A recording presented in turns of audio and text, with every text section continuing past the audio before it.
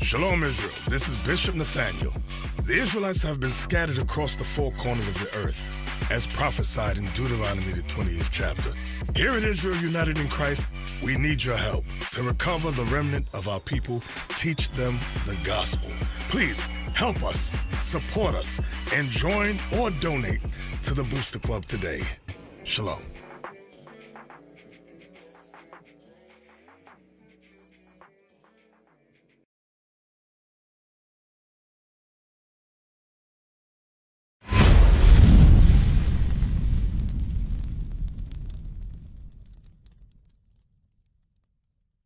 Hey, Shalom, Israel, Most High Christ bless. Welcome to another edition of 15 Minutes with the Captains. I'm Captain Josiah to my right. Officer Abraham. So today's topic is going to be Pentecost. Pentecost, which is one of the holy feasts of the Most High. So let's begin with the Zondervan and get the definition there. All right. The Zondervan Compact Bible Dictionary, page 446. Pentecost. The word derives from the Greek for the 50th day, which fell on the 50th day after the feast of the Passover. Read that first part again. The word derives from the Greek for the 50th day. So it derives from the Greek, meaning the 50th day. When you look up Penta, it represents 5. Penta represents 5. Pentecost going into the 50th day. Read it one more time. The word derives from the Greek for the 50th day, which fell on the 50th day after the feast of the Passover. Okay, that's it? Yeah. Okay, now Leviticus 23. Now it says the 50th day after Passover. That was kind of generic. It's not exactly 50 days, but it is, but there's a key to it. And Leviticus 23 and 15. Leviticus chapter 23, verse 15. And ye shall count unto you from the morrow after the Sabbath, from the day that ye brought the sheaf of the wave offering, 7 Sabbaths shall be complete. That's the key right there. 7 Sabbaths shall be complete. So you can't just start counting right after Passover and start 50 days. It has to be 7 Sabbaths. So let's say Passover is on a Monday, like it was this year, right? The week has already started. Right. So you got to start counting the next week to get 7 full Sabbaths, for example. Read that part again. And ye shall count unto you from the morrow after the Sabbath, from the day that ye brought the sheaf of the wave offering, 7 Sabbaths shall be complete. That means 49 days. Read on. Even unto the morrow after the 7th Sabbath. So after the 49th day, come on. Ye shall number 50 days, and ye shall offer a new meat offering unto the Lord. So now, jump up to verse 4. Verse 4. These are the feasts of the Lord, even holy convocations, which ye shall proclaim in their seasons. In their seasons. So Pentecost is a seasonal feast day. All right, give me Exodus. Pentecost is a seasonal feast day. Exodus chapter 23. And we're going to read verse 16. Exodus chapter 23, verse 16.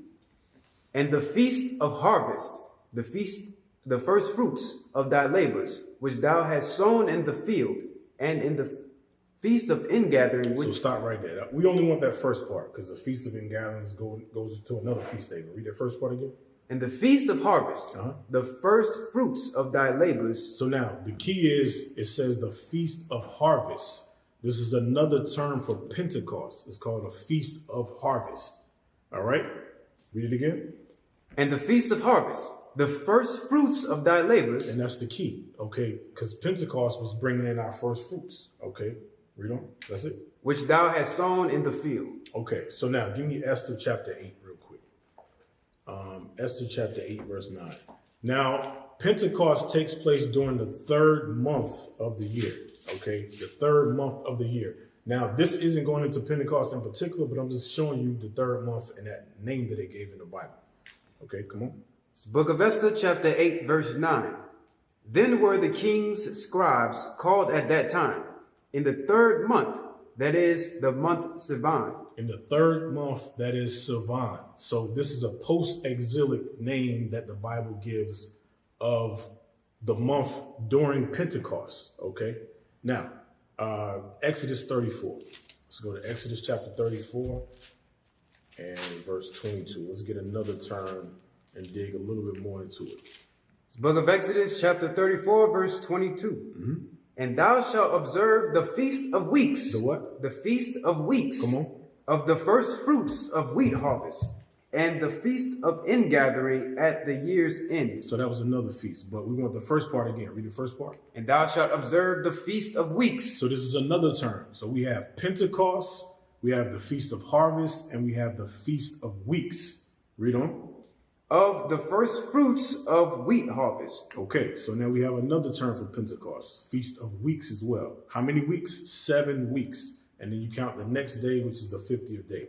Now, this particular feast would always fall on what's called a Sunday, or beginning Saturday night into Sunday at sundown. Okay, from there, give me Deuteronomy 16.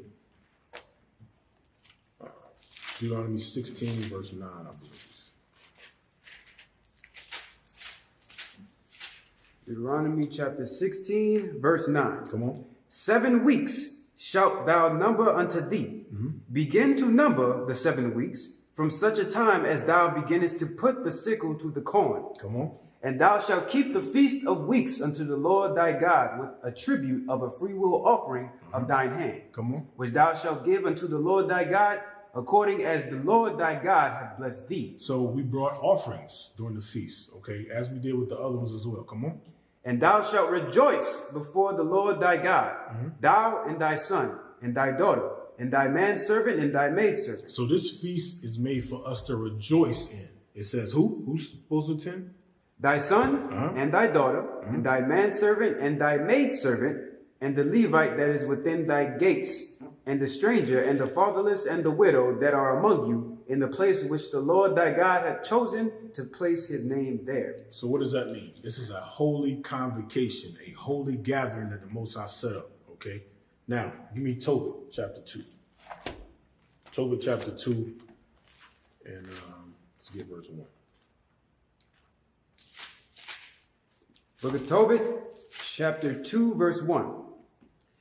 Now when I was come home again, and my wife Anna was restored unto me, with my son Tobias, in the feast of Pentecost, which is the holy feast of the 7 weeks. That's a precept proving that it's talking about the same thing. Pentecost, which is the feast of the 7 weeks. Come on. There was a good dinner. A what? A good dinner prepared me. So now, like I said, it's a feast. The Most High said in Leviticus 23 and 4, these are my feasts that you shall proclaim in their seasons. We prepare dinner. And we read in, what was it, Exodus, you know, your son, your wife, your daughter, the maid servants, whoever, come together and feast before the Most High. Read it again, 2 and 1. Now when I was come home again, my wife Anna was restored unto me, with my son Tobias, in the feast of Pentecost, which is the holy feast of the 7 weeks. So now, let's jump back to chapter 1 real quick and look at verse 2. Chapter 1, verse 2. Who in the time of Manasseh, king of the Assyrians, was led captive out of Thesby, which is at the right hand of that city, which is called properly Naphtali in Galilee above Assur. Read on.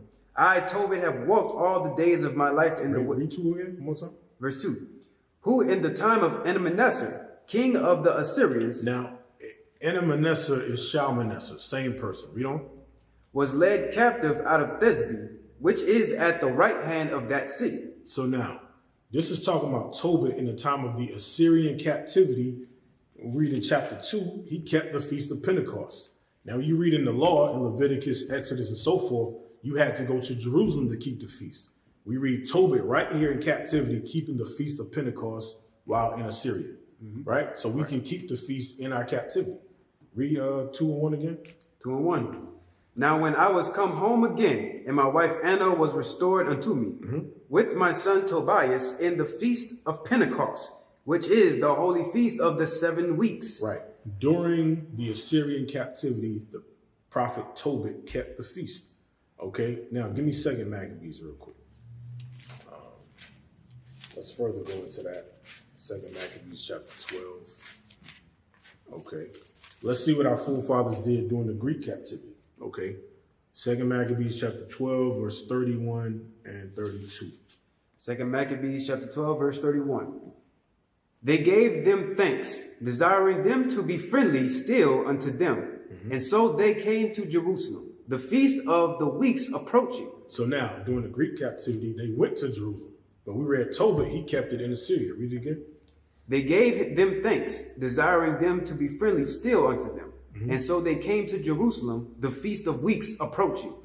And after the feast called Pentecost, they went forth against Gorgias, the governor of Idumea. So these are more scriptures proving Feast of Weeks is same thing, Pentecost. But during the Greek captivity, our forefathers still kept the feast. Okay? From there, give me Numbers chapter 28. Numbers chapter 28, verse 26. All right.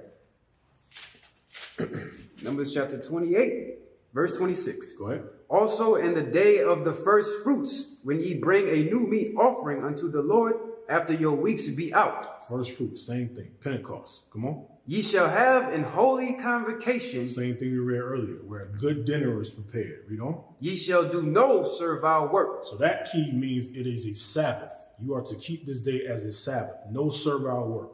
Okay, so if you can get the day off, make sure you get the day off and keep the feast of the Most High. Read one more time. Also in the day of the first fruits, when ye bring a new meat offering unto the Lord, after your weeks be out, ye shall have an holy convocation. Ye shall do no servile work. Okay, so we read about our forefathers keeping the feast. We read about how it was set up in the Old Testament under Moses. Let's go to let's get to the New Testament, Acts chapter 1. Let's see if our forefathers kept it after Christ died. Because, you know, in the Christian world, they're going to tell us that, oh, we don't have to do that stuff no more, right? So let's delve into that. Acts chapter 1. Let's read. Before we get that, get Colossians. Let's get Colossians first. Colossians chapter 2. And read verse 14. Okay. Colossians chapter 2, verse 14. Watch this. Blotting out the handwriting of ordinances that was against us, which was contrary to us, and took it out of the way, nailing it to his cross. So now, this is talking about Christ. It says he did what? Blotting out the handwriting of ordinances that was against us, which was contrary to us. So these things that he blotted out was against us. It was contrary to us. Come on. And took it out of the way. He took these things out of the way. Nailing it to his cross. And he nailed it to his cross. Now let's see if it's talking about the feast days. Jump to Acts chapter 1. Read verse 9. Acts chapter 1, verse 9. And when he had spoken these things, while they beheld, he was taken up, and a cloud received him out of their sight. And while they looked steadfastly toward heaven as he went up, behold, 2 men stood by them in white apparel, which also said, Ye men of Galilee, why stand ye gazing up into heaven? This same Jesus which is taken up from you into heaven shall so come in like manner as ye have seen him go into heaven. So it says the same way he was taken up, he's going to return also. But the point I wanted is, we know by this time Christ had been crucified, he died, he rose again, and he had ascended up to heaven, right? Now, jump to Acts chapter 2, okay, verse 1. Acts chapter 2, verse 1. And when the day of Pentecost was fully come. And when the what? Day of Pentecost was fully come. Notice the key word, the day of Pentecost. It's one day. So it's not a religion. So Pentecostal is not in the Bible. Right. Read it one more time. And when the day of Pentecost was fully come, they were all with one accord in one place. So now, meaning what? They came as a holy convocation to prepare dinner and to enjoy the Most High's feast day. Okay, read it one more time. And when the day of Pentecost was fully come. I want y'all to meditate on that word, the day of Pentecost. Now, we read about weeks and weeks and weeks, Feast of Weeks, but you just counted the weeks to get to that one particular day. That's all it is. So you can't take this day and create a whole religion out of it. It can't be done. That's not in the Bible. Okay, we got to go, thus saith the Lord. So now, jump to Acts chapter 20. Okay, so again, we're reading Acts chapter 2. Christ had been crucified, he died, he rose, he was already ascended, and they came in the next chapter to keep the feast day. Okay, so that was not talking about something he nailed to the cross. He did not nail keeping the Most High's feast days to the cross. He nailed the sacrificial law, okay, the blood of bulls, goats, animals, and so forth. That's what he nailed to the cross. But they still came to keep the feast. Let's read about Paul. Acts chapter 20, verse 16. For Paul had determined to sail by Ephesus because he would not spend the time in Asia. For he hasted, if it were possible for him, to be at Jerusalem the day of Pentecost. The what? Day of Pentecost. So Paul was determined to keep the day of Pentecost. Okay. Did not Christ teach Paul? Right. He taught him. Everybody knows that history when he was kicked off the horse, donkey, whatever you want to call it. Okay. Christ taught him and he kept the feast well after, Christ was gone. Read it one more time. For Paul had determined to sail by Ephesus because he would not spend the time in Asia. For he hasted, if it were possible for him, to be at Jerusalem the day of Pentecost. Right. So now we read about our forefathers during the time of Assyria keeping the feast. We read about our forefathers during the time of the Greeks keeping the feast. We're reading about our forefathers during the time of Rome right here, determined to keep the feast. Now here we are in America, Babylon the Great. We have to be determined to keep the feast as well. So come together as a holy convocation, prepare dinner, food, feast, have music, enjoy each other, and enjoy the Most High's laws. All right? So with that, we say shalom. Shalom. Sacrifice bless. We used to scream black power while Heron was pushed. But at the end of the day, nothing's in vain. IUIC has been given a vision. The tents of Judah has risen. Many has attempted the mission. Minor murmuring, omitting, and missing the mark. Just reading that he had the flame of fire in his eyes gave us the spark. We on Paul's mission. We out on the road, purple and gold. From Mexico, Cuba, Haiti, Ghana, Sierra Leone. 144,000 boots banging, concrete crackling. These are how men repented at heart. The scriptures is proof. IUIC, we deliver the truth.